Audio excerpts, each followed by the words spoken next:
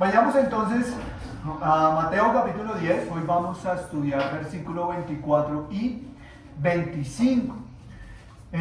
Dice Mateo 10 del 24 al 25: el discípulo no es más que su maestro, ni el siervo más que su señor. Bástale al discípulo ser como su maestro y al siervo como su señor. Y al padre de familia, si al padre de familia llamaron Beelzebú, ¿cuánto más a los de su casa? Jesucristo está dando instrucciones claras acerca de lo que es la iglesia. Hay un desafío interesante para la vida cristiana, que es cómo dividir el rol o separar el rol específico de algunos pasajes de la Escritura y cómo aplicarlo a nivel personal. Por ejemplo, vamos a orar por los niños, y uno siempre busca versículos que hablen de niños. Vamos a hablar del matrimonio, y uno siempre busca algo literalmente acerca del matrimonio, y eso es bueno, eso es importante, pero el resto de la Escritura, ¿dónde quedaría? ¿Cierto? Hay muchos pasajes de la Escritura que nos permiten aplicarlos a cualquier situación en la vida diaria. Por ejemplo, ¿cómo tener un negocio de empanadas? ¿Qué podríamos usar en la Biblia para tener un negocio de empanadas? Por ejemplo, Gálatas capítulo 5, el fruto del Espíritu es. ¿Qué tiene que ver eso con un negocio de empanadas? Todo. Porque si en tu corazón está el fruto del Espíritu, ¿cómo será la calidad de tu producto, la atención al cliente, lo que ofrecerás, verdad? Todo tiene que ver. La administración de tus finanzas, la administración de tu tiempo en un negocio. Y eso es un reto interesante, porque los cristianos a veces buscamos, y bueno es, si primero habla literalmente del tema y luego sacamos las enseñanzas, pero hemos perdido en algunas ocasiones riquezas por el no haber considerado muchos pasajes que no son literales, pero sí son aplicativos en cualquier circunstancia. Y eso es lo mismo que Jesús viene hablando. Jesucristo está hablando de la iglesia, y hemos estado hablando del llamado a la iglesia, no de los ancianos de la iglesia, los nuevos en la iglesia, los más comprometidos de la iglesia. No, está hablando a la iglesia de Cristo desde su inicio, y de ahora, a partir del versículo 24 hasta el 42, va a hablar de algo mucho más interesante o más puntual, que es el discipulado. ¿Qué es el discipulado? ¿Cómo una iglesia debería hacer discipulado? Es más, ¿debería existir discipulado? ¿Y qué es el fin del discipulado? ¿Cuáles son las estrategias de una iglesia para el discipulado? Hoy vamos a comenzar hablando de estos primeros versículos. Y a grandes rasgos podríamos dividir desde este capítulo, desde este versículo 24 más bien, hasta el 42, lo podríamos dividir en dos partes, del 24 al 31 y el 32 al 42. Son dos divisiones generales que podríamos hacer de esta porción para entender un poco qué es el discipulado, cómo se desarrolla el discipulado y lo fundamental del discipulado. La iglesia cristiana tiene el deber ser de discipular, ¿cierto?, a la misma iglesia. Pero, ¿qué es el discipulado? Ahí es en donde muchas opiniones se presentan. Y lo primero que debo decir es que la palabra de Dios no nos dice cuántas horas de discipulado, qué materiales deberías usar, qué temas deberías desarrollar del discipulado. Lo que nos está enseñando la Escritura acerca del discipulado es, en términos generales, qué es el discipulado, las características de un discípulo y el desarrollo del discípulo en la iglesia. De manera que el discipulado va desde la predicación del domingo a todo lo que se haga el resto de la semana. Eso es discipulado, ¿sí? Estas predicaciones es discipulado. Esto es el discipulado, ¿cierto? No existe un discipulado aparte de la predicación. Lo que pasa es que aquí discipulamos por medio de la predicación del día del Señor, pero es parte de lo que significa el discipulado. Así es que vamos a ver hoy, específicamente en estos versículos 24 y 25 de Mateo 10, tres cosas. Lo primero tiene que ver con el contexto del pasaje, ¿cierto? Y la primera característica de un discípulo. El contexto del pasaje y la primera característica de un discípulo. Lo segundo es qué es o qué es lo que debemos imitar, ¿cierto? ¿Qué es lo que debemos imitar? Pues la primera característica es imitar al maestro, pero pues ya lo vamos a ver. Entonces lo segundo es qué es lo que debemos imitar. Y vamos a terminar viendo tres aspectos importantes como conclusión final del pasaje. Permítame entonces hacer una oración para poder continuar esta predicación. Padre de los cielos, queremos unirnos a la oración inicial y pedirte que tu palabra sea predicada con celo, con verdad, con compasión, con misericordia, sea llevada con verdad y aplicada también, Señor, en su exposición. Pero también te pedimos por nuestro corazón para que tu palabra haga que nuestra alma nazca, se fortalezca y se anime a entender que ser discípulo de Cristo es lo más maravilloso que puede hacer una persona. Seguir tus pasos es lo más asombroso e incluso, Señor, indescriptible que podemos llegar a vivir como personas. Por eso, Señor, enséñanos en esta serie de predicaciones los domingos que vamos a tener acerca del discipulado, para poder entender lo que es el discipulado desde la perspectiva bíblica, entendiendo que hay libertades en algunos aspectos, pero hay cosas que no son libertades, sino que son principios fundamentales de un discipulado. Te damos gracias, Señor, por este espacio y que sea verdad a nuestra alma. En tu nombre, Señor. Amén. Entonces, entendiendo lo que la Escritura nos habla sobre el discipulado, quiero que el Señor nos permita entender la amplitud de lo que es el discipulado, porque normalmente o culturalmente en algunas ocasiones, más por nuestra cultura, nos han enseñado que el discipulado es un material donde tú y yo nos sentamos a estudiar. Ya lo viste, puedes ir a multiplicarlo con otros. Pero resulta que el discipulado no es sentarse a estudiar un material. Eso lo puedes hacer. Ligonier tiene sus predicaciones y tiene mucho material gratuito con preguntas y guías para que tú te sientes con tu familia y lo estudies en tu casa, sin necesidad de una iglesia local, sin necesidad de un pastor, sin necesidad de nada ni nadie más que tú, un material internet, o eso, puedes ir a donde un vecino que te preste un momentico internet, descargar preguntas, imprimirlas. Así es que el discipulado no es responder preguntas y estudiar la escritura yo solito, porque el principio del discipulado es lo que vamos a ver hoy en el versículo 24. De manera que lo que quiero es que ampliemos nuestro concepto de lo que es el discipulado, y por eso quiero que entiendas que los domingos en la predicación hay discipulado. Esto es discipular a la iglesia, predicarle y enseñarle la palabra de Dios. Eso es discipular, porque el discipulado va a más allá, a una compañía, a un seguimiento, a un estar juntos. Todo eso es discipulado. Discipulado no solo es ir a conectarse a las clases o estudiar en las reuniones de la iglesia local, sus diferentes actividades y aprender información. Es estar juntos, crecer juntos, acompañarnos juntos como iglesia de Cristo, más allá de lo que localmente una iglesia pueda llegar a tener. De manera que cuando hay una iglesia que dice es que lo mío no, mi fuerte no es el discipulado, debo decirle que estás equivocado, porque la iglesia no es tuya ni es tu visión, ni de los ancianos ni de los miembros de una iglesia local. La iglesia es de Cristo. Así es que no importa si es débil o fuerte, el tema es que dice la escritura, tiene que ser fuerte si es débil. Y si es fuerte, ¿qué faltantes hay con respecto a otros temas? ¿Cierto? Eso es importante.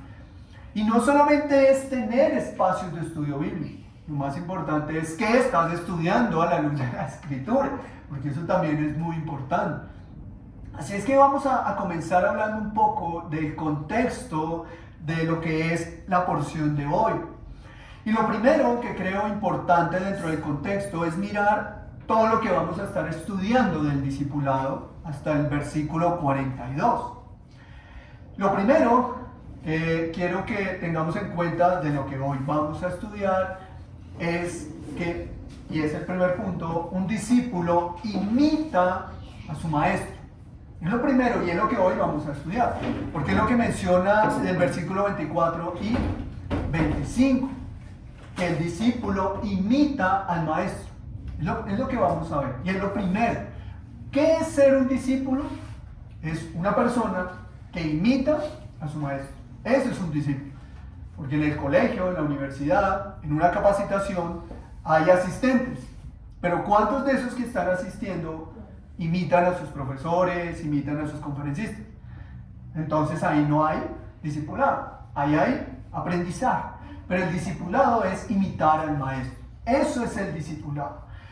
Luego del versículo 26 al versículo 31, en esta ocasión voy a pedirles que no se fijen mucho en los títulos que hay allí en la escritura. Del 26 al 31 podemos encontrar otra enseñanza macro que tiene que ver con el discípulo de Cristo no tiene miedo. Eso es lo que nos enseña esa porción, no teme. Y no me refiero a miedo en su sentido más amplio, ya lo estudiaremos, sino no tiene miedo por causa de su fe en Cristo y de su vida cristiana, no tiene temor. Es decir, puede amenazarse y suceder muchas cosas, podemos llegar a tener en algún momento temor en nuestro corazón, pero como Martín Lutero se paró y dijo, uy no, ¿cómo así que yo tengo que negar todo lo que estoy diciendo y me van a amenazar y me van a quitar la vida? Entonces él dijo, deme tiempo para poder pensar. Y él estaba aterrorizado, pero en ese tiempo no lo dedicó a pensar, lo dedicó a orar. Y cuando oró al Señor, el Señor le quitó el temor y al otro día se levantó y dijo, no voy a negar nada de lo que estoy diciendo. Ustedes están equivocados y la palabra de Dios tiene la razón. Sabemos lo que sucedió en la historia. Sin embargo, eso es lo que nos enseña el pasaje. El miedo y el temor del cristiano. ¿Cuál es? ¿Debería hacerse? Bueno, el Señor nos enseña que no deberíamos tener temor alguno. Luego, del versículo 31 al 33, ¿cierto? Del 26 al 31 sobre el temor, del 32 al 33 podemos aprender que un discípulo de Cristo confiesa a su maestro, ¿cierto? Luego del 34 al 37 podemos ver que el discípulo es aquel que prefiere a Cristo por sobre su familia y no está diciendo que menosprecia a sus padres, sino que ama más al Señor, que fue el que le dio a sus padres. Del versículo 38 al 39 vamos a ver que el discípulo que ama y sirve al Señor está dispuesto a entregar su vida de forma voluntaria. Y finalmente, del versículo 40 al 42, Jesús habla de la recompensa para sus discípulos. Eso es los puntos que vamos a estar desarrollando, que no sé si vamos a mirar uno por uno o los vamos a unir en diferentes momentos en una sola predicación. Por ahora, quiero que comencemos por lo primero, que es del versículo 24 al 25, que nos enseña que el discípulo imita o es imitador de su maestro, ¿cierto? Eso es importante. La iglesia tiene un llamado a ser discípulos. Recordemos Mateo 28, 19, ir y hacer discípulos. O sea, eso es lo que tiene que hacer una iglesia cristiana. Una iglesia cristiana no es para llenar de gente un lugar, sino para formar discípulos. ¿Y qué es un discípulo? Bueno, ahí no lo va a enseñar. Un imitador, el que emula, el que muestra a Cristo mismo porque vive como tal. Entonces la iglesia no tiene una opción de decir, no, lo mío es la alabanza, no, lo mío es la oración, no, nuestra iglesia local se caracteriza. No, la iglesia local, según la palabra de Dios, Independiente de si tiene un coro bonito, que cante bien, que haya personas comprometidas con la oración, que los domingos estén aquí desde las 7 de la mañana orando, intercediendo por los demás hermanos en el Señor. Todos los días estén de 3 de la mañana a 5 orando. Independiente de eso, que todo eso es interesante y bueno, dependiendo de qué oren y cómo lo hagan, o qué canten y cómo lo hagan, la iglesia está llamada a discipular. Ahora, si discipular es, no me voy a adelantar, si ser discípulo es ser igual a Cristo, que es el discipulado, y cómo Cristo modeló el discipulado. Y eso es importante. ¿Por qué? Porque el discipulado va más allá del aprendizaje. Hoy en día tienes preguntas bíblicas, las consultas por internet. Ya ni siquiera se acercan al pastor a decirle, no entiendo este pasaje. Sino voy a internet, consigo libros y lo escucho. ¿Está mal? Depende de nuestro corazón, pero no está mal estudiar, no está mal aprender, no está mal investigar, no está mal profundizar en nuestra fe. El tema es que ahí no hay discipulado, porque nadie te está moldeando ni mostrando a Cristo. Te están respondiendo preguntas razonables, bíblicas, y aunque es cierto que la palabra de Dios es la que transforma nuestro corazón, también es cierto que Cristo puso en su iglesia por algo. Por eso es que no es verdad y es tan peligrosa las iglesias que crecen solas. No vamos a ninguna iglesia, no necesitamos, porque Cristo nos enseñará sin necesidad de ser enseñados. Dicen algunos, tomando equivocadamente las palabras del apóstol Pablo. Lo que la Escritura enseña es que necesitamos ser formados como discípulos, todos. Porque los apóstoles nunca dejaron de ser discípulos de Cristo, solo que eran más maduros que el resto de la iglesia. Los ancianos nunca dejaron de ser, vemos que Pablo le dice a Timoteo, cuídate de ti mismo. ¿Qué es lo que le está diciendo Pablo a Timoteo? Que aunque tú eres anciano, joven, porque Timoteo tenía menos de 40 años cuando era el pastor de Éfeso, y lo mismo Tito, cuando fue pastor de toda esta zona que a él le correspondería en Creta, lo que nos dice la Escritura es que Pablo le advierte a Timoteo que tenga cuidado de él mismo. Es decir, que no ignore que aunque él es anciano en la iglesia, él sigue siendo discípulo. ¿Por qué? Bueno, dentro de lo que vamos a ver es cuál es el fin del discipulado. De manera que una iglesia que se dedique solamente a la oración es una iglesia incompleta. Aunque es muy necesaria la oración. Una iglesia que se dedique solo a estudiar la Escritura es una iglesia incompleta, porque no tiene oración, ni discipulado, ni estudio bíblico. Una iglesia que se dedique a predicar los domingos solamente está bien, porque ahí hay discipulado, pero ¿cuánto durará y tardará el proceso de formación de discipulado? ¿Qué nos enseña la Escritura? Que ellos se reunían todos los días. A veces decimos, no, es que seamos una iglesia bíblica. Bueno, ellos se reunían todos los días como iglesia, 3 veces al día. Queremos vivir la vida de los hechos de los apóstoles, siendo tan imitadores a Cristo. Bueno, tendremos que reunirnos 3 veces al día, todos los días, de domingo a domingo. Y si es difícil reunirnos un día entre semana, ¿cuán difícil será seguir el modelo bíblico? Ahora, ¿es una norma reunirse 3 veces al día todos los días? No. Pero es un modelo que nos permite evaluar por qué esa gente de los hechos de los apóstoles vivían como vivían. Porque andaban juntos todos los días fortaleciendo su fe en el Señor. No hay otra opción. Y no es yo en mi casa a solas, porque eso era aparte. Ahora, cuando la Escritura dice que iban a las casas, no dice que Pablo se reunió con una familia, el otro día con otra familia. Toda la iglesia se rotaba en las diferentes casas. Y las reuniones eran de todos los creyentes de esa época. Recordemos que la única iglesia local en ese momento era las sinagogas. Y en las sinagogas no podrían presentarse a predicar a Cristo. Cuando lo hicieron, tuvieron problemas. Por eso dice que se presentaban en el templo, en las sinagogas y en las casas. Porque las casas era la iglesia local de esa época. Hasta que tenían un lugar. Porque sí o sí debían reunirse. Y ellos lo entendían. Y el libro de los Hechos Está lleno de ejemplos por los cuales ellos se reunían el primer día de la semana a compartir el pan, a celebrar la cena del Señor, a celebrar el día del Señor. Entonces es interesante que el discipulado no se dedica simplemente a responder preguntas o adquirir información. El discipulado es un acompañamiento juntos para crecer en el Señor.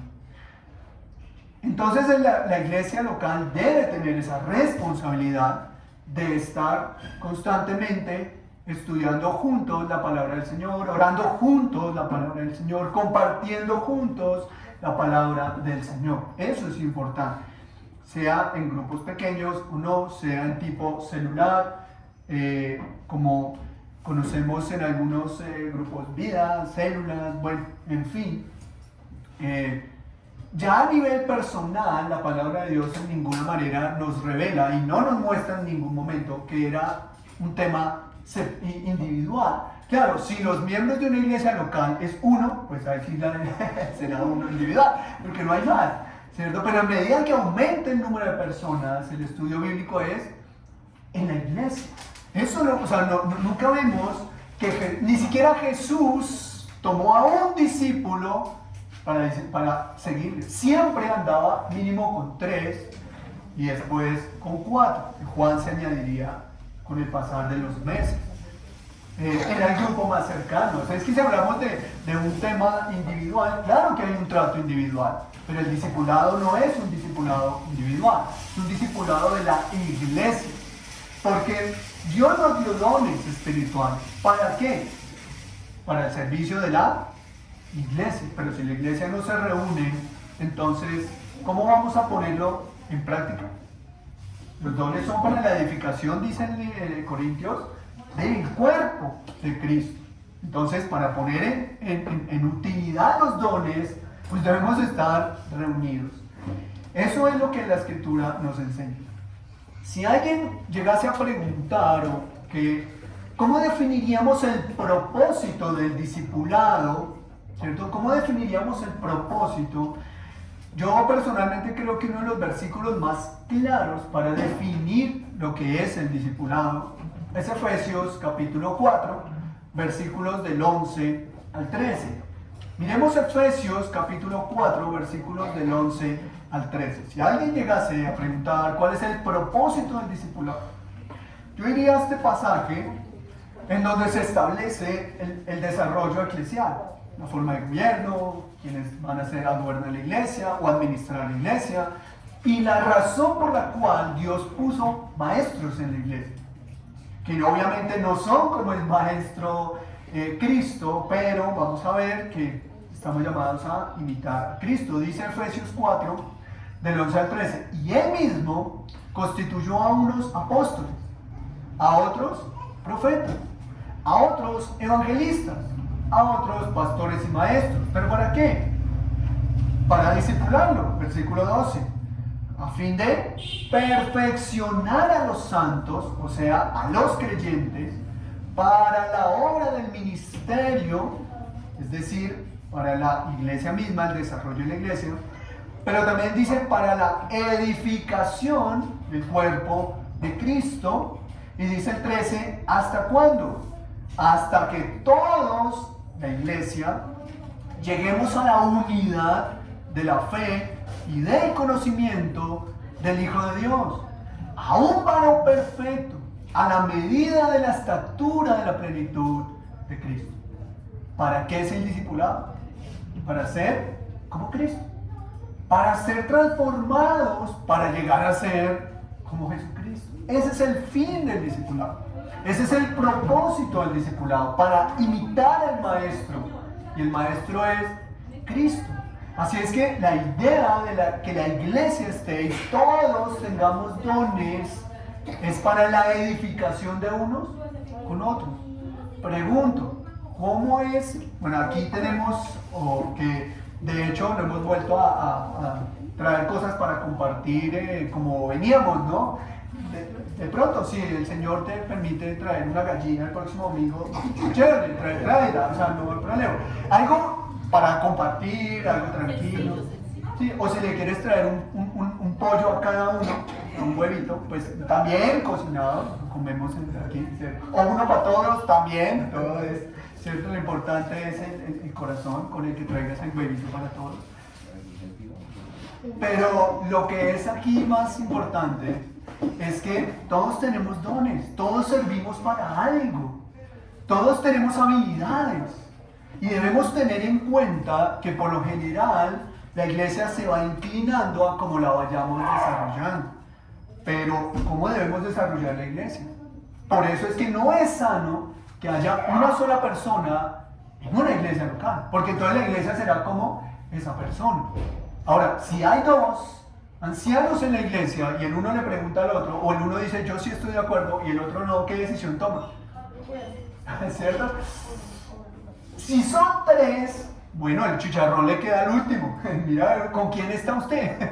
Pero al menos tres ancianos en una iglesia podrán tomar decisiones con más imparcialidad. Por eso es importante. Como nosotros estamos creciendo, pues evidentemente no hay afán, porque un error es, no, apurémosle para tener más gente, no, porque eso ha destruido iglesia local de Cristo muchas veces. Obviamente, como lo hemos mencionado, ustedes saben que nos apoya el consistorio de la iglesia, precisa más fuertemente de la iglesia de Usaquén, el pastor Ismael y todos sus ancianos. Podemos contar con ellos para tomar las decisiones, que obviamente como iglesia local somos autónomos en nuestras decisiones, pues podemos consultarles cuando sea necesario. Pero lo que la Escritura nos enseña es que tenemos dones, y como iglesia debemos exhortarnos unos a otros. Y Dios puso ancianos en la iglesia, maestros, dice. Por eso el pastor debe ser maestro. Hay algunos que consideran que pastor y maestro son dos ministerios diferentes. No quiero entrar en ese concepto de posturas interpretativas, porque sean iguales o sean diferentes, sí o sí el pastor tiene que ser maestro. Si no lo vemos en Efesios, lo encontramos en el resto de la Escritura, en Pedro, en Timoteo, en Tito, en el libro de los Hechos, ¿cierto? Ahí vamos a encontrar que sí o sí debe ser un maestro. Pero es un maestro que también es ¿qué? Discípulo. Así es que ese es el propósito, para llegar a ser como Jesucristo, para perfeccionar a los santos. La palabra santo es aplicada a pertenecerle a Cristo. Así es que si tú has nacido de nuevo, si eres un hijo o una hija de Dios, tú eres santa, santo. Eso dice la Escritura. Ahora, santos porque somos perfectos, ¿no? Pero sí somos santos porque le pertenecemos a Cristo. Eso es lo que la Escritura enseña. Entonces vemos que la Escritura nos da un llamado al perfeccionamiento de nuestro carácter, de nuestra alma. Y entonces, cuando tú en tu casa estudias, lees, por ejemplo, esta mañana Juan Girón dirigió la oración, trajo una reflexión inicial. No edifica la iglesia lo que cada uno aporta para la iglesia. Claro, si hubieran sido algunas herejías, pues no edificaría, pero ilustra lo que él quería recordarnos acerca de Cristo y la verdad. No nos edifica. Los domingos, donde está Julio, Juan Carlos, que traen un versículo, una reflexión, una oración, no edifica. La reunión de los jueves de las mujeres que exponen, sea correcto o incorrecto, son espacios para hablar, no enriquece. Si es incorrecto, pues fortalecemos lo correcto a la luz de la Escritura y le ayudamos. No es burlar, humillar y decir, uy, ahí está pintada su mundanalidad. No, por eso es que habla como habla, ¿cierto? No, es para edificar. Y nos confrontará, o seguramente nos hará evaluar algunas cosas que no consideramos. En la reunión de varones, ¿no es eso lo que sucede? Abrimos nuestro corazón y el Señor nos enseña en lo que cada uno tiene. Los sábados con los niños no es el espacio, no solo para enseñarles, sino también para aprender de ellos. Como iglesia nos vamos juntos conociendo. Cada vez que decimos no vamos a servirnos un cafecito, ¿cuál es la idea de tomar café? Tú te lo puedes tomar en una tienda. O sea, la idea de tomar café no es justificar los diezmos, como muchos justifican sus ganancias y sus ingresos, haciendo algo para que la iglesia vea que se está usando bien. No, tampoco es tomar un tinto, porque eso lo tomamos con conocidos o con desconocidos. La idea es conocernos, compartir. Por esa razón habíamos dicho a las personas que normalmente están pendientes de eso, que no les sirvan y les lleven a las personas. Porque entonces tú puedes estar afuera o en cualquier esquina y siempre te van a llevar. Pero tú acercarte, eso tiene otra connotación. Que te acerques a servirte tu cafecito. Si, ay, le sirvo, ay, venga, le sirvo. Ay, gracias, qué amable usted. Entonces ya uno con azúcar o bueno, este es agrio, entonces. Eso, pase usted después de usted. Como, claro, compartir, conocernos. Ahora, el peligro de que te quedes lejos es que algunos se quedan muy cerca y se comen muy rápido lo que se traiga. Entonces es mejor estar todos cerca, ¿cierto? Eso es importante. Pero ¿cuál es el propósito? Compartir. Eso es el discipulado. Tampoco es como un video que hay por ahí en YouTube muy bueno, del cual fui muy fan hasta que estudié la palabra. Discipulado es más esto y todos afuera, menos esto y todos congregados. Eso no es verdad. Discipulado es en ambos lados. Discipular es perfeccionar la iglesia de Cristo. La escritura no nos habla de cuántos días a la semana, qué materiales dar, qué temas tienes que dar. No, pues el tema es toda la escritura. ¿Cuántos días? Pues eso ya dependerá de la disposición del tiempo de la iglesia local. Que si a mí me preguntan, dichoso y gozoso todos los días que nos reuniéramos y viéramos, pero yo no sé si al preguntarle, ¿tú irías todos los días a todo? Uy, no, verlo todos los días. Literal. Líbrame, Señor. Solo Mafe tiene esa paciencia. Solo María Fernanda tiene esa paciencia. Es una virtud. Mujer virtuosa. Pero la escritura sí nos llama es a que el discipulado es juntos crecer, juntos llorar juntos, reír juntos, para llegar a la estatura de la plenitud de Cristo. Así es que esto es importante porque no es, y quiero hacer unas advertencias bíblicas, que no es, el discipulado no es llevarte la iglesia a la casa. Hay algunas denominaciones que no estoy interesado en decir que no son cristianas, pero bíblicamente dicen, no, mientras esté en su estudio discipulado, no importa que no venga al día. No es cambiar. No es llevar la iglesia a la casa. Tampoco es reemplazar el día del Señor. No, es que yo ya estuve estudiando, entonces, como ya nos vimos el lunes, el martes, el miércoles, el jueves, el viernes y el sábado, pues ¿para qué no voy el domingo a la iglesia? No es reemplazar el día del Señor. Son dos aspectos, son dos peligros que como iglesia uno puede llegar a cometer. No, ya nos vimos, está bien que no vengas. No, ven y enséñanos lo que has aprendido en tu diario vivir. Qué bueno, juntos a veces alguien pregunta y ahí hay otro para decirle, no, bueno, mire, qué interesante. Eso es lo que es el discipulado. Habiendo aclarado esto y entendiendo que el discipulado es el tiempo que una iglesia local saca junto, no digo aparte, sino junto con el día del Señor, para enseñarnos la palabra del Señor. Entremos a los detalles de Mateo 10, empezando con el versículo 24. Todo esto es parte de lo que es el discipulado.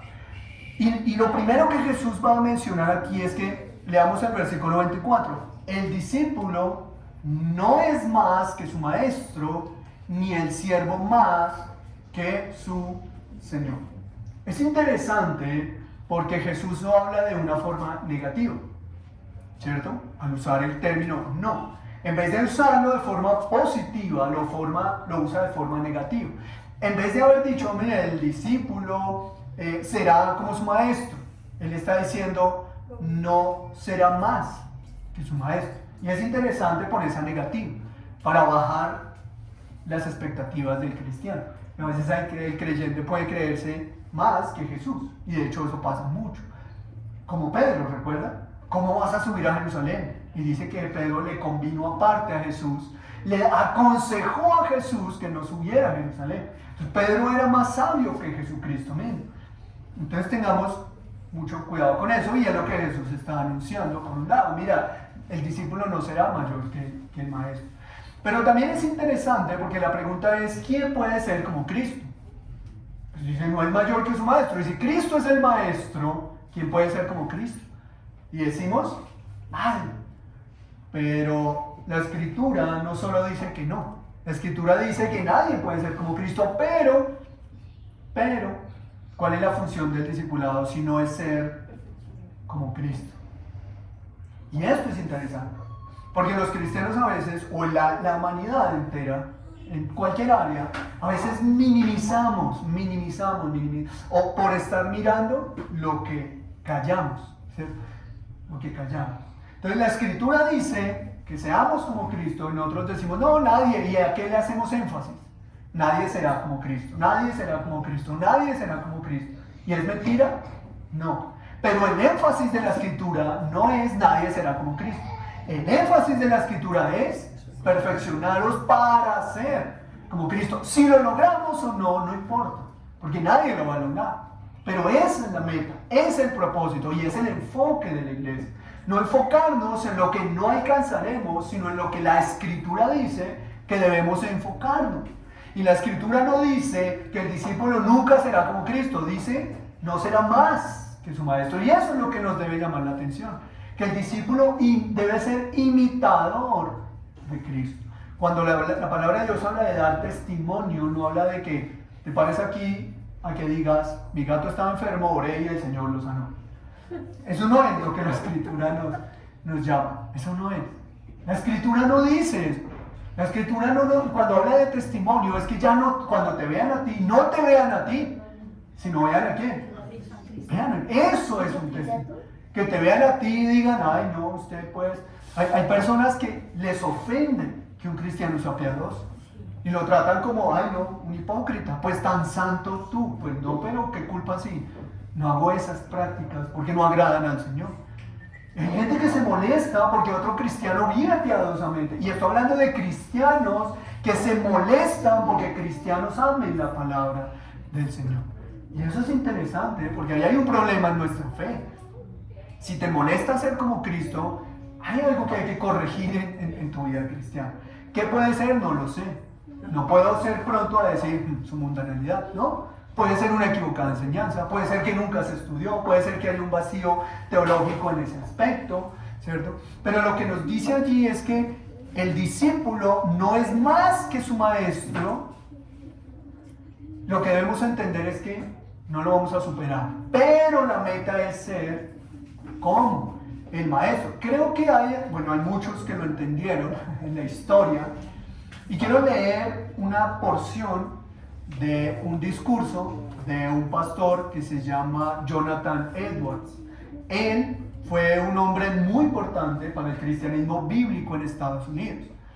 Él fue el que rompió con muchas de las equivocaciones del cristianismo en los Estados Unidos, y todos esos errores y perversiones cristianas que llegaron a Colombia salieron de Estados Unidos por la predicación bíblica de un hombre, del Señor obviamente, que es el que hace la obra, pero a través de este hombre llamado Jonathan Edwards. Voy a leer una traducción en español, porque pues está todo en inglés, pero voy a utilizar una traducción que encontré en uno de los libros del pastor John MacArthur. De pronto si yo lo traduzco, quién sabe qué cosas digo, entonces mejor alguien que sí sabe el idioma y que está especializado en eso. Entonces algunos aparte, no voy a leer todo lo que dice porque es muy largo. Que creo que este hombre entendió el discipulado, este pastor entendió el discipulado. Y Jonathan Edwards dice, no reclamo derecho para mí, ningún derecho para esta comprensión, para esta voluntad, para estos afectos que están en mí. Tampoco tengo ningún derecho a este cuerpo o sus miembros, ningún derecho a esta lengua, a estas manos, pies, oídos u ojos. Yo mismo me he entregado y no he retenido para mí nada. He estado para Dios esta mañana y le he dicho que le entrego todo mi ser. He entregado todo poder a fin de que en el futuro no reclame ningún derecho para mí en ningún aspecto. Se lo he prometido expresamente y por su gracia no fallaré. Lo tomo como toda mi porción y mi dicha. O sea, toma a Dios como toda su porción y mi dicha, sin considerar nada más como alguna parte de mi felicidad. Su ley es la norma constante de mi obediencia. Pelearé con todas mis fuerzas contra el mundo, la carne y el diablo hasta el fin de mi vida. Me adheriré a la fe del Evangelio, por peligrosa y difícil que pueda ser la profesión y la práctica de esa fe. Ya terminando dice, si me quejo en lo más mínimo en aflicción, si de algún modo no tengo caridad, si vengo mi propia causa, si hago alguna cosa tan solo para agradarme, o si omito algo como constituye una gran negación, si confío en mí mismo, si acepto algún elogio por algo que Cristo hace por mí, o si de algún modo soy orgulloso, actuaría por mi cuenta y no para Dios. ¿Has escuchado esas predicaciones hoy en día? Él la tenía clara. ¿Qué dijo Cristo? Muere. Toma tu cruz, muere. Eso es ser cristiano. O sea, no morir físicamente, sino a tus deseos, a todo. Tu lengua le pertenece a Dios. Tus manos le pertenecen a Dios. Por eso la canción, cuida tus ojos, lo que ven. Y una de las canciones de los niños, yo creo que esa podríamos ponerla un día domingo. Cuida tus ojos. ¿Qué están viendo tus ojos? Porque tus ojos le pertenecen a Dios. Tus manos a Dios. Tu lengua, refrénala porque le pertenece a Dios. Y este hombre lo entendió. Porque no hay nada plausible más que la gloria para Cristo. Y podemos empezar a desplegar cualquier cantidad de versículos bíblicos por los cuales Jonathan Edwards llega a esa conclusión. Y uno de esos está en Corintios, que dice de que si alguien mira todo lo bueno que has hecho, ¿no? Pues de que te jactas. ¿Acaso no hay algo en lo que tú tienes que no te haya sido dado? Todo. A quien le va muy bien en las matemáticas, no solo porque es aplicado, sino porque Dios le dio esa facultad. Si hay muy buenos dibujantes, Dios les dio esa facultad. Si hay muy buenos con la memoria, Dios les dio esa facultad. Si hay muy buenos para olvidarlo todo, pues Dios no te dio esa facultad. O no nos dio esa facultad. Pero Dios nos dio todo. Todo. Así es que cuando aplauden a un cristiano, es para la gloria de Dios y no de palabra. Y Jonathan Edwards creo que entendió el concepto del discipulado. Podríamos dejar ahí, orar y terminar. Eso es emular a Cristo. Eso es imitar a Cristo. ¿Por qué? Filipenses capítulo 2, ¿qué dice? Que Cristo se humilló. Se humilló. Siendo Dios, despojó todo. Pero es interesante cómo comienza el versículo 5. Haya pues en vosotros este mismo sentir. Es interesante cómo Cristo se humilla para mostrarnos a nosotros. Y si Dios mismo, hecho hombre, se humilló, quitándose toda gloria, porque Él se quitó toda gloria, cuando a Él le dijeron, ay, maestro bueno, Él se quitó la gloria. Él era bueno y es bueno, pero Él nunca dijo que era bueno. Él se quitó esa gloria en su propia voluntad.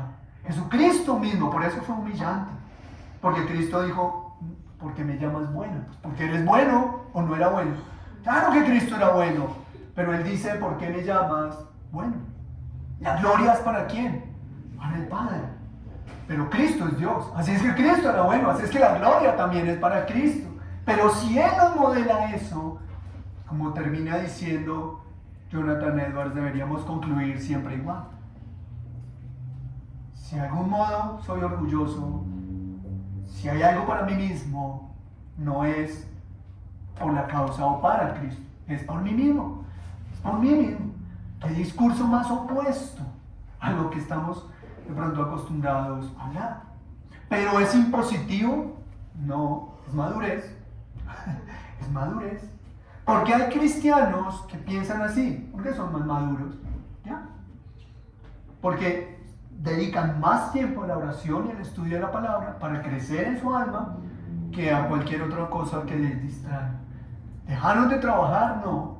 ¿Dejaron de ser responsables con lo que tenían que hacer? No. Sin embargo, le dedicaron más a lo más importante. No se preocuparon por lo que el mundo demanda, se preocuparon por lo que Cristo espera de su iglesia. Así es que de las 24 horas del día, de domingo a domingo, ¿cuántas horas tienes tú para Cristo, para el Señor? ¿Y cuántas horas para ti? Y no solo me refiero a de rodillas ante el Señor, es en el trabajo, en el almuerzo, en la comida, ¿cierto? Hay hijos que no comen lo que no les gusta. Bueno, por lo general los hijos nunca comemos lo que no nos gusta cuando tenemos que escoger. Y me ha llamado la atención porque hay padres que no le dan opción a sus hijos para escoger. Teniendo todo el dinero del mundo, compran lo que consideran que su familia debe comer y se acabó. ¿Por qué? Porque no es mi gusto el que predomina, es la gloria de Cristo. Gracias, Señor, sea mucho o sea poco. Gracias, Señor. Eso es el discipulado. Vivir como Cristo, ser como Cristo, imitar al Maestro, ser perfeccionados unos con otros. Este versículo habla de dos interesantes posturas. El discípulo no es más que su maestro, pero también dice ni el siervo más o el esclavo más que su señor.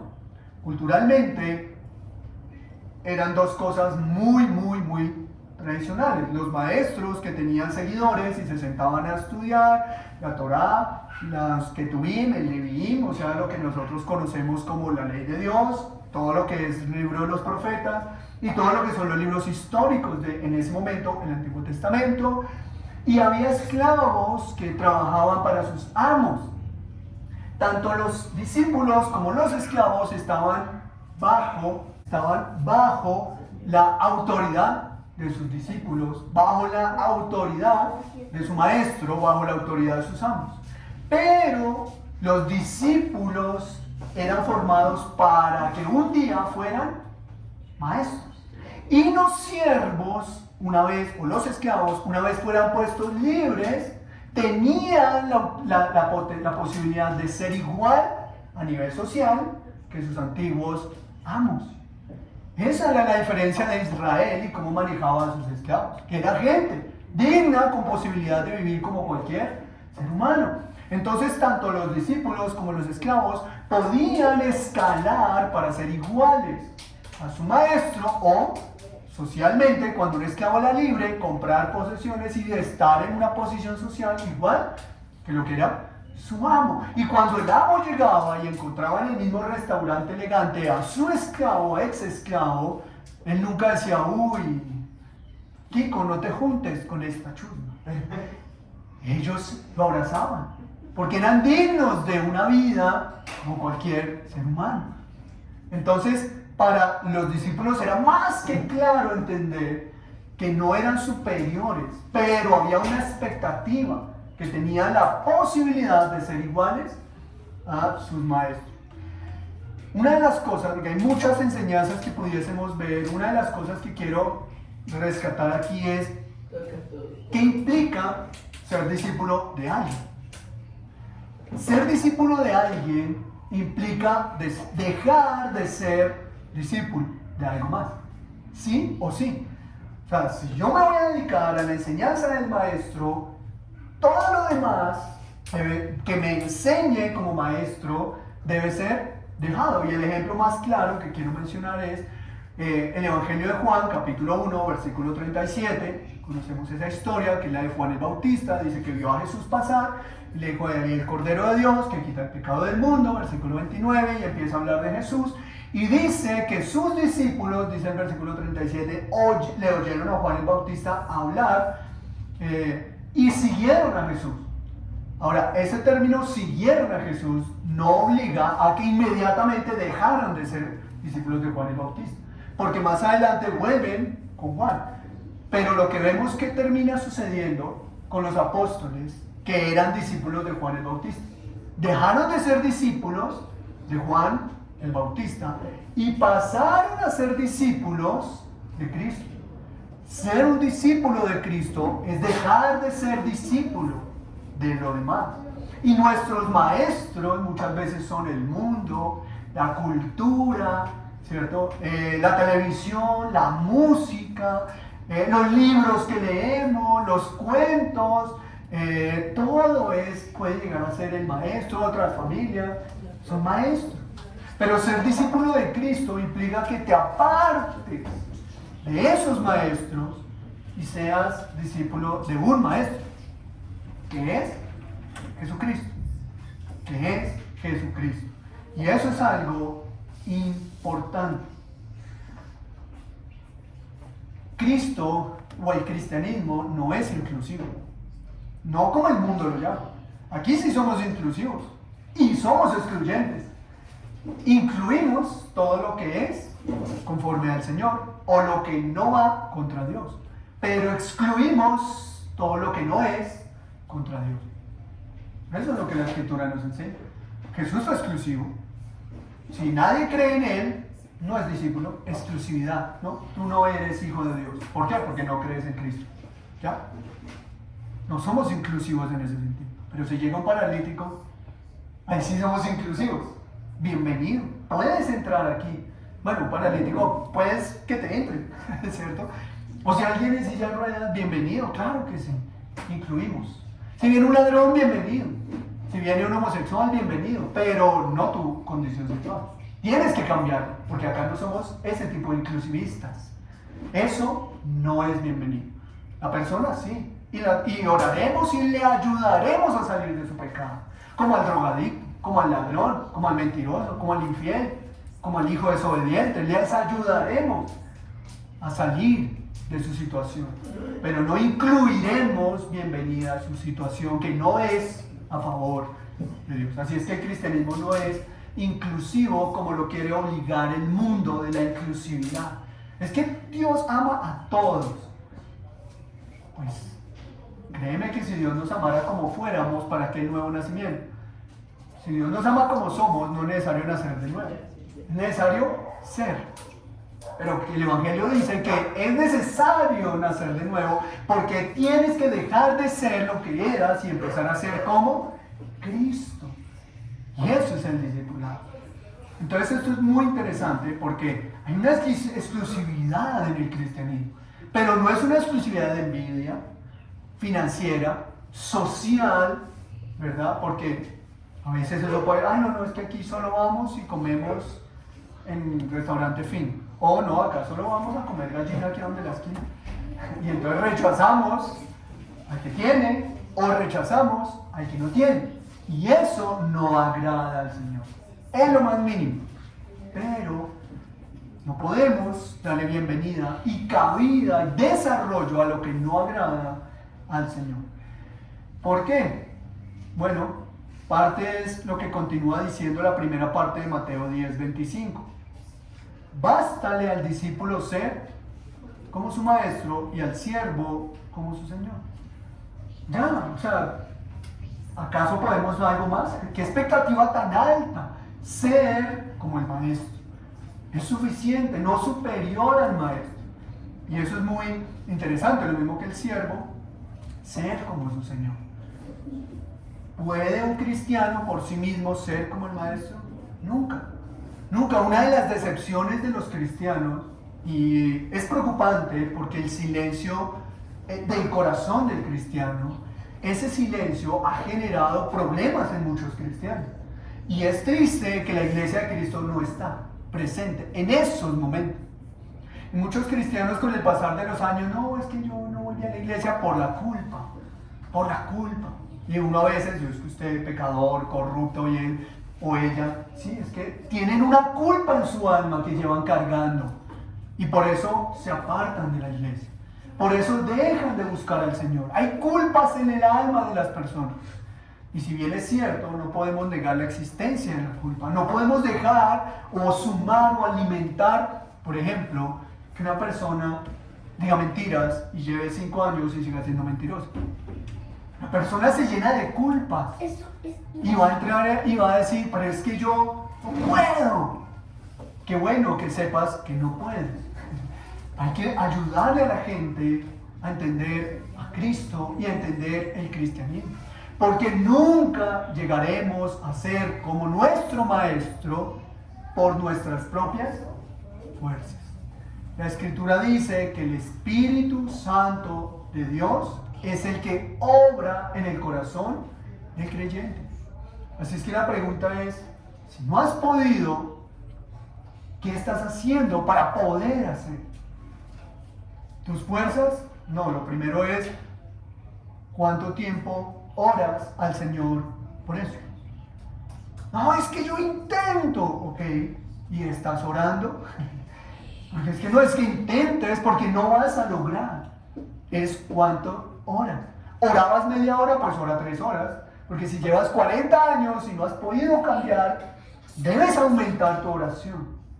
Debes aumentar tu compromiso cristiano. Y entonces tus acciones ya van a poder ser o a generar el cambio que requieren. Mira, así funciona el cristianismo, porque no somos nosotros los que podemos ser como el Maestro. Precisamente andar con el Maestro es dejar que el Espíritu Santo transforme nuestro corazón. Y eso es lo que el Señor complementa toda la idea. O sea, Jesús no está diciendo que si el discípulo está pegado al Maestro sin orar, sin leer la Escritura, sin el Espíritu Santo, será como su Maestro. No, es porque cuando el discípulo está pegado al Maestro, imita al Maestro. ¿Y qué hizo Jesucristo? Oraba, leía la palabra, estaba de rodillas siempre y hacía con enfoque lo que tenía que hacer. Entonces, para concluir esta primera parte, el comienzo de la enseñanza del discípulo es ser imitadores del Maestro. Ser imitadores del Maestro es lo que nos empieza hablando el versículo 24 y la primera parte del versículo 25. Ser imitadores del Maestro. Y quiero cerrar esta primera parte con el siguiente versículo. Primera de Juan, capítulo 2, versículo 6. Primera de Juan, capítulo 2, versículo 6. Primera de Juan 2:6 dice lo siguiente: por lo cual también contiene, perdón, estoy en Primera de Pedro. Primera de Juan 2:6. Segunda Pedro. Ya voy a llegar. El que dice que permanece en él, está hablando de Cristo, debe andar como él andó. Es el llamado en toda la Escritura. Entonces dice que el que dice que permanece en Cristo debe, no dice, se sugiere, debe andar como él anduvo. ¿Por qué? Porque es un mandamiento. ¿Sabes que hay algo que es más fuerte que un simple, y perdón por el uso, simple mandamiento? Y es que debe andar como él, porque es imposible, si tú andas pegado o pegada a Cristo, es imposible no imitar a Cristo. Es imposible, porque la obra la hace Él. Ahora, lo segundo es, ¿qué es lo que debemos imitar? Porque dice el discípulo imita a su maestro. Pero ¿qué es lo que debemos imitar? Y aquí ya hemos hablado bastante, por eso es la parte corta de la predicación de hoy. ¿Qué debemos imitar? Cuando pensamos en ser imitadores de Cristo, lleva muchas veces a nuestra mente algunos versículos como mayores milagros que yo haré. Y resulta que eso no es lo que debemos imitar, porque ninguno de nosotros tiene poder para hacer milagros. Nada tiene que ver con el discipulado. Pero lo que debemos imitar es una simple palabrita de 4 letras. Todo. Todo. ¿Qué es lo que el discípulo debe imitar de Jesucristo, su maestro? Todo. Pero todo es todo. Y por eso termina el versículo 25 diciendo, de Mateo 10. Mateo 10, 25. Mateo 10, 25 termina diciendo, si al padre de familia llamaron Belcebú, ¿cuánto más a los de su casa? ¿Qué está diciendo? El discípulo imita al maestro. Pero si el maestro vivió esas aflicciones y sufrimientos, pues el discípulo también lo va a sufrir. También lo va a vivir. Por definición, y quiero rápidamente mencionarlo, el término Belcebú literalmente significa padre de la casa. Qué interesante, por eso Jesús dice, si al padre de la casa llamaron Belcebú, porque la palabra Belcebú significa padre de la casa. Pero esa palabra tiene una raíz hebrea que es, se me perdió, segundo libro de Reyes, capítulo 1, dice Baal-Zebú, ¿cierto? Baal, que significa padre de las moscas. Con el pasar de los tiempos, esta deidad, porque no era Satanás, era un dios de Crón y de algunas culturas, esta deidad terminó siendo el llamado para todo lo que es contra Cristo, diciendo que es Satanás. Antes de Cristo, entonces se cambiaría el concepto Baal-Zebú, que es el dios de Crón, ¿cierto? Según segundo libro de Reyes, capítulo 1, que pasaría a ser todo aquello que va contra Dios, o sea, Satanás. Por eso es que hoy en día Belcebú es Satanás. Y Jesús usó el nuevo término Belcebú para referir a Satanás. Porque ese fue el cambio cultural de la interpretación hebrea que concluye diciendo si Belcebú, ¿cierto? Era toda la deidad contra Dios, entonces vamos a llamarlo Belcebú, que es Satanás. Ya. Sin mucho misterio. Entonces, la palabra Belcebú es un juego de palabras muy interesante que Jesús usa, diciendo, si al padre de la casa le llamaron padre de casa, o sea, Belcebú, Satanás, entonces el padre de la casa de Dios lo llamaron el padre de la casa de Satanás. Es interesante las palabras de Jesús. Entonces a los discípulos también los van a llamar como servidores de Satanás.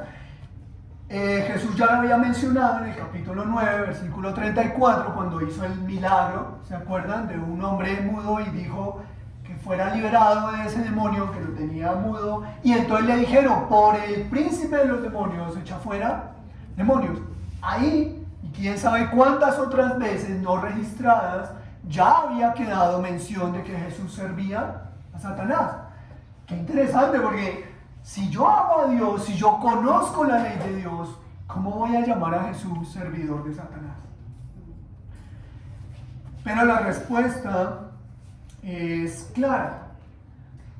Uno de los ejemplos lo tuvimos, no sé si ustedes están leyendo el Evangelio de Juan, aquellos que lo están siguiendo, el devocional que hacemos del Evangelio de Juan.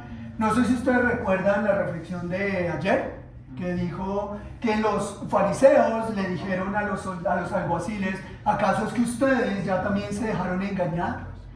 Y me llama la atención la pregunta que les hace. ¿Cuál de nosotros acaso ha creído en él, en sus palabras? O sea, el Sanedrín eran los que determinaban la verdad.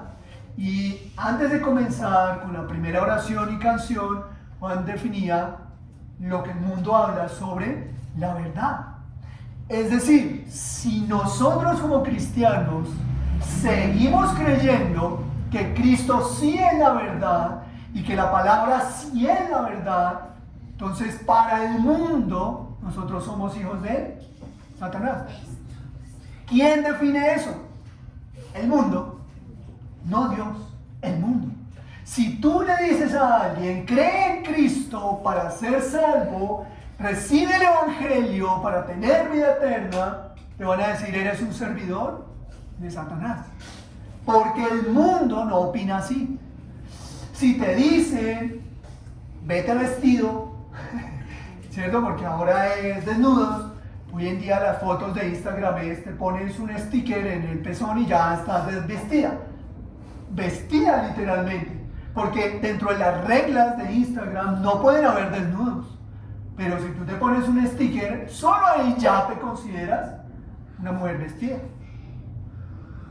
Defíname qué es estar vestidos, porque yo no entiendo. Yo tengo otro concepto de una persona que está vestida, ¿cierto? Y entonces el mundo que supuestamente hace lo correcto, te dice, es que no te has casado, es que el que no muestra, no vende.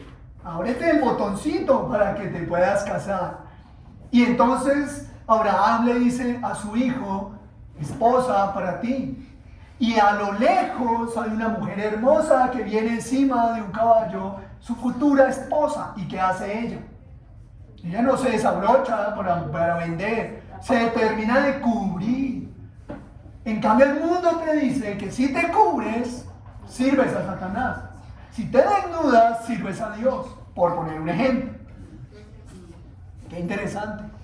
Y Jesucristo mismo fue llamado Belcebú. ¿Cómo llaman a la iglesia? Por eso ser cristiano es sufrir. Ahora, no espero que dentro de 8 días vengan con turbantes. No. Porque para el pecado no se necesita el atuendo. O sea, a una monja la pueden violentar y puede ser abusada. Y tiene un hábito que, mejor dicho, ¿cierto? O sea, no es la pinta solamente, es el pecado del corazón. ¿Cierto? Estoy poniendo solo un ejemplo. Pero tampoco estoy diciendo que de ahora en adelante mujeres se vengan en faldas. No.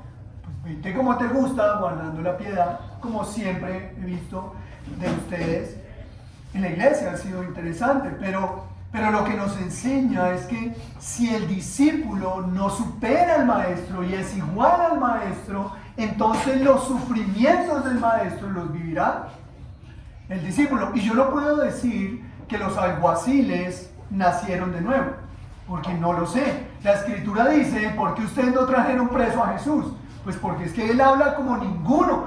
Así no hubieran nacido de nuevo, así fueran incrédulos, fueron considerados equivocados y dignos de mentira, porque no tomaron preso a Jesús.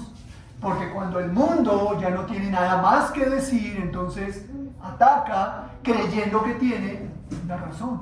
Pero el cristiano que tiene la palabra de Dios va a tener que predicar la palabra de Dios, independiente de lo que suceda. Ahora, quiero concluir porque me parece importante reiterar lo mismo. Ninguna de las enseñanzas del sufrimiento significa que el propósito de la vida cristiana sea el sufrimiento. No. Y eso lo debemos tener en cuenta. O sea, Cristo no murió para que sufriéramos. Sufrimos porque Él murió y resucitó para la vida eterna, que es diferente. O sea, el propósito de la vida cristiana, ¿cuál es? La iglesia, ¿cuál es? Ser perfeccionados para gozar y disfrutar de esas bendiciones preparadas, como dice Efesios capítulo 1, en las bendiciones celestes. Gozo, deleite y esperanza. Ese es el propósito de la vida cristiana. Transformar el corazón para ser como Cristo. Pero hacer eso trae en este mundo sufrimiento. Entonces no es lo mismo decir que el propósito es sufrir a decir que sufrimos por el propósito del Evangelio. Son cosas muy distintas. Y debemos tener cuidado para que no convirtamos nuestra teología en teología del sufrimiento. Porque entonces el cristiano no va a crecer como Cristo, sino todos los días va a salir, y entonces hoy, después de la reunión, vamos a salir por la puerta y camino a casa, debo sufrir. Y eso alimenta nuestro orgullo, porque el cristiano no sufre por su propia causa. Y a veces el cristiano busca el sufrimiento. Eso es orgullo. Si ha de sufrir, si eres un mártir del cristianismo, gloria al Señor. Si no, ¿para qué lo buscas? Ninguno de los hombres de la Escritura lo deseó. Porque cuando lo desearon, ¿recuerdas? Señor, a donde vayas, iremos. ¿Dónde? Hasta la muerte, Señor. Cuando lo buscaron, ¿qué terminaron haciendo? ¿Quién es ese Señor? No, ese Señor no lo conozco. Pero si te hemos visto con Jesús, no, yo ese Señor no lo negó Pedro, no lo negó Tomás, no lo negaron. Todos lo dejaron solo y abandonado por estar deseando sufrir por la causa de Cristo. Pero cuando dijeron maduramente, Señor, no quiero hacerlo, pero si es tu voluntad, que así sea, entonces sufrieron. Y al final de sus vidas, vivieron un cristianismo que quedó documentado. ¡Qué maravilla la vida de Pablo! Pero nadie quiere pagar el precio del apóstol. ¡Ah, es que mira al apóstol Pablo! Sí, todo lo que sufrió también lo debo ver. Y ahí entonces, ¿qué pasaría si a los futuros pastores de las iglesias en el mundo les diríamos, para ser un pastor como Pablo, debes considerar todo como nada? Él vivió como mendigo durante muchos meses. ¿Estás dispuesto a eso? Que cualquier asalariado predica. Pero vivir lo que Pablo vivió, por eso él vivió lo que vivió y fue lo que fue. Claro, Dios tenía un propósito con él, no hay dos Saulos. Quizá haya 3, 4 o 5. Eso depende del Señor. Pero lo que quiero aclarar es eso. Quiero concluir quiero dar al menos 3 razones que ya hemos hablado sobre el sufrimiento. Llevamos 91 predicaciones con hoy, es decir, casi 2 años, llevamos para 2 años. Sobre Mateo y hemos dado muchas razones sobre el sufrimiento, y además hicimos un estudio como iglesia sobre el sufrimiento. Pero solo quiero recordar 3 cosas importantes hoy. Lo primero, del por qué causa se sufre por el Evangelio, es que cuando Jesús nació, nunca fue aceptado conforme las profecías del Antiguo Testamento. Esa es la primera razón. Jesús nació y no fue aceptado como las profecías del Antiguo Testamento. Tanto que lo consideraron hijo de Satanás. ¿O qué hizo el emperador? Creyó que iba a ser un rey político que le daría golpe de estado y mandó a acabar con la vida de los niños menores de 3 años. ¿Recuerdan? Nunca entendieron quién fue Jesús. El mundo no lo entendió. Entonces, rechazar todo el Antiguo Testamento o no entenderlo llevó a querer acabar con la vida de Jesús. Y esa es la primera razón. La segunda razón, bueno, no digo que no exista una razón primera, estoy dando la primera razón que quiero traer hoy a colación. La segunda razón que quiero traer hoy es que cuando nosotros revisamos las bienaventuranzas, encontramos que los bienaventurados son todos aquellos que viven completamente en desacuerdo al mundo. Esos son cuando estudiamos las bienaventuranzas, vimos que todos los bienaventurados son todos aquellos que viven completamente en desacuerdo con el mundo. Qué interesante. Porque eso dice Mateo 5 y lo estudiamos y duramos más o menos un buen tiempito estudiando las bienaventuranzas. Y todas las bienaventuranzas son en contra de lo que el mundo enseña. Y lo tercero que quiero recordar es que estamos llamados a la santidad, como termina Mateo 5:48. Y en el mundo hay maldad. Estamos llamados a la santidad, como termina Mateo 5:48. Y en el mundo hay maldad. Eso.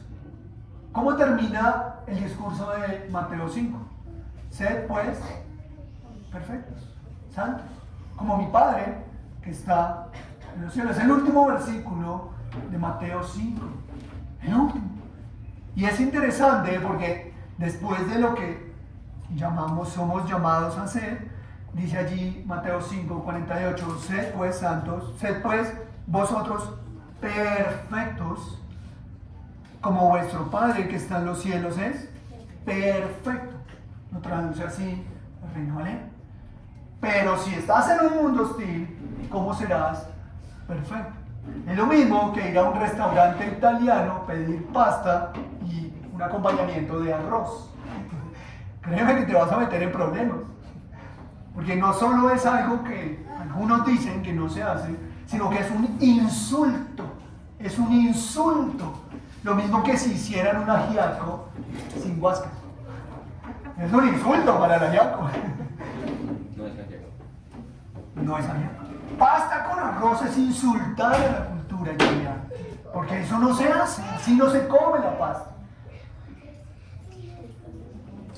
Imagínense cuánto más vivir en santidad cuando el mundo hay maldad.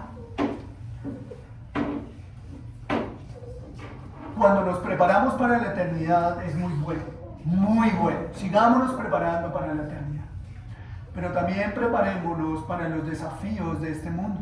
Pero preocúpate cuando te obliguen a dejar de creer en Cristo, predicar de Cristo, y que te pongan problemas por modelar a Cristo. Afánate porque no anheles buscar el reino de Dios. Angustia, de que entres en angustia cuando no anheles buscar a Dios en oración. Eso sí es algo que nos debería angustiar. Lo demás. Y no digo que lo busquemos, pero que nos angustie no buscar al Señor. Eso sí debería angustiarnos. Oremos a Dios. Y entonces, el primer aspecto del discipulado es ser imitadores de Cristo.